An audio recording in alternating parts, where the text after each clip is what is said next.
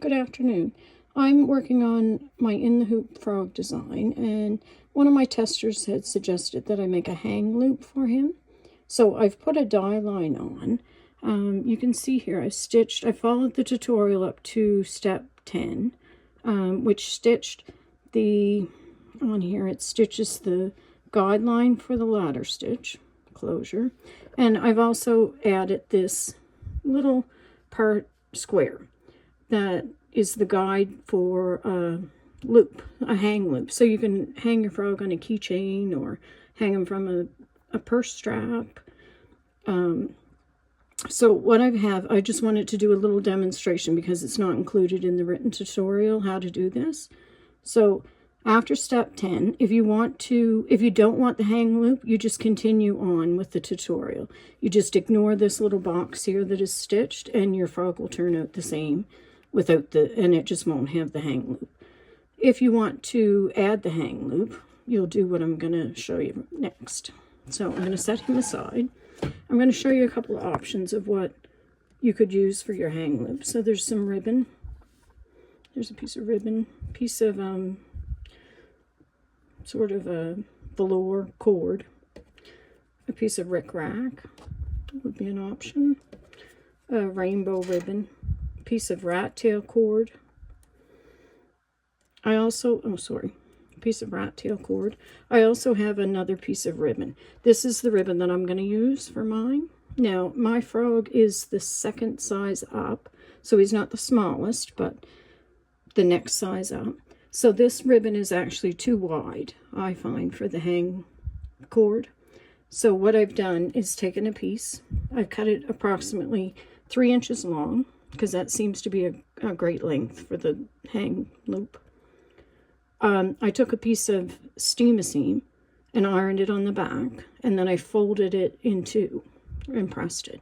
So now my ribbon is half the width.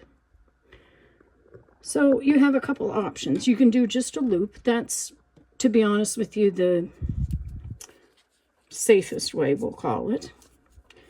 So you just take a 3-inch piece of ribbon, fold it in two, and then you go over to your hoop, position it going with the loop, the folded end in towards your frog's belly, and the two salvage ends would cover your box, and you would just tape it in place. Like I'll show you. I'm actually going to put a clip on mine. So you would tape it in place and then put your backing on, or put your belly of your frog, sorry, not your backing, on top, and then stitch the outline. And that will put the loop right there. So the loop, once he's turned, will look like this. And then you could put a keychain on it, like a split ring keychain. That, like I said, is your safest way to do it, because you're not putting any metal on your hoop that you have to worry about your needle hitting. I actually want to have a clip on there, so what I'm going to do is take my ribbon that I folded in two, and I have a little clip here, a metal clip, that I'm going to put my ribbon on like this, fold it in two, same as if I didn't have a clip on. And I'm going to flip it so the clip goes in towards his belly, and position the ends over top of the box, centered over the box like that. So as long as the clip stays towards the center here, there's no worry about your needle hitting it. So I'm going to take a little bit of tape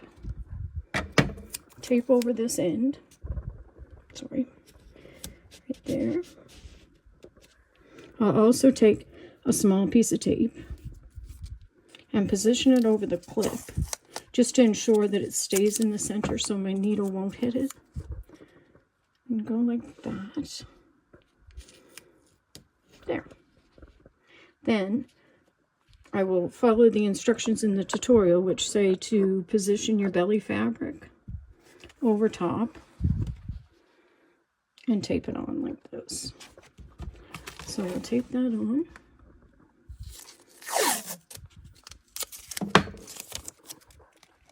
just like that. So I tape each side.